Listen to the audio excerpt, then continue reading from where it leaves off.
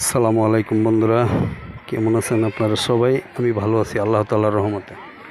এই যে আমি আপনাকে যে জায়গাটা দেখাইবার লাগছি মাগার, যে খেলাধুলা করতেছে পোলাপাইনি, জায়গাটা খুব নিরিবিলি পরিবেশ, ঠান্ডা, গাছের বাতাস আছে, ঝিরিঝিরি বাতাস হয় গাছের থেকে, সুন্দর একটা নিরিবিলি পরিবেশ। এই যে বাচ্চারা খেলাধুলা করতেছে, এই যে দেখেন সামনে দেখতেছেন একটা বট গাছ। এই জায়গাটার ভিতরে মদ, গাঁজা, হিরোইন, এমনকি মায়ের লোক এই জায়গার ভিতরে যত খারাপ কাজ হয়, এই যে দেখতেছেন মানুষগুলা সব হলো নেশাখোর। এখানে নেশার আড্ডা, নেশা বিক্রি হয়, নেশা খায়।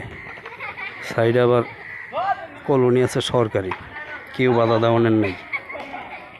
এখানে যত মানুষ দেখতেছেন এর ভিত্তে 99% নেশাখোর, ছিনতাইকারী, হাইজাকার এবং আরও অন্য কাজের সাথে জড়িত আছে। মদ, গাঁজা, হিরোইন, বাং, বাবা ইয়াবা সব খায়। ওই যে খাইতেছে বয়ে বয়া, জুয়া খেলতেছে আর খাইতেছে। এই সবচেয়ে বেশি খারাপ কাজে বট গাছটা নিচ্ছে। দেখাইতেছি বন্ধুরা, আমি আপনাকে না জোরে কথা বলতে পারতেছি না, আস্তে আস্তে কথা বলতেছি যাতে ওরা না বোঝে। আমি এখানে ঘোরার চলে আইছি, পাশে আবার কলোনি আছে অনেক সুন্দর, এখানে মানুষ বসবাস করে, কিন্তু কেউ বাধা দেয় না। বাধা দেওয়ার মতন ক্ষমতা কারণ নেই।